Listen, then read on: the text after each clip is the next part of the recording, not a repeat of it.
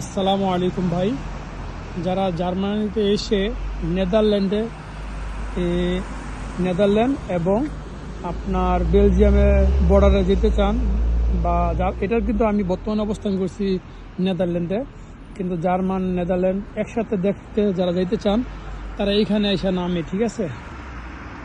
এই প্রথম আসবেন আপনারা দ্রাই এ, মানে 3 নাম্বার বাসে উঠবেন, এখানে আসবেন।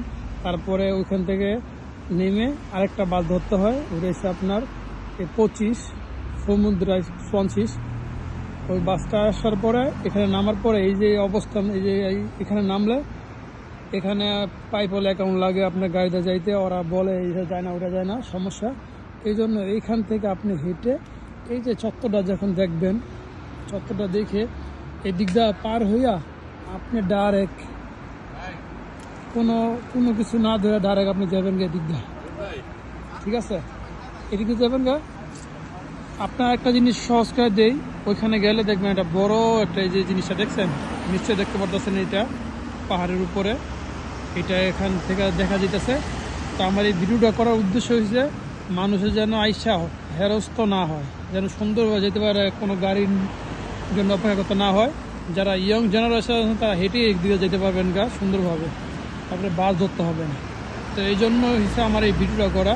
আমি বর্তমানে আছি আপনার নেদারল্যান্ডে। ওকে, সবাই ভালো থাকবেন। আসসালামু আলাইকুম। ডেনমার্ক। একই তো এই দুটা। হ্যাঁ, পতাকা উপর নিচে যে চিহ্ন আছে দেখেন, সেমই কালার কিন্তু ভিন্ন।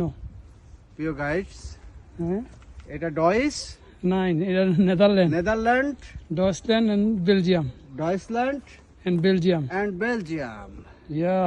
ইয়া প্রিয় গাইডস, আমরা 3 দেশের মাঝে আছি এখন। আপনারা যারা দেখছেন তারা অবশ্যই দেখবেন আমরা 3 দেশের মাঝখানে এখন অবস্থান করছি।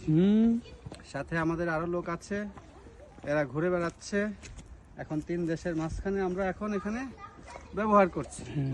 একটু সামনে যাব আমরা, প্রিয় গাইডস, নেদারল্যান্ড, বেলজিয়াম, জার্মানি। ওকে। আসসালামু আলাইকুম বন্ধুরা, আমরা এই মুহূর্তে আছি হলো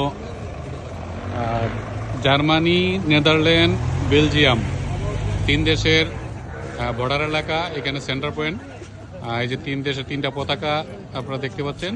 এখানে আমরা 6 জন বাংলাদেশি এই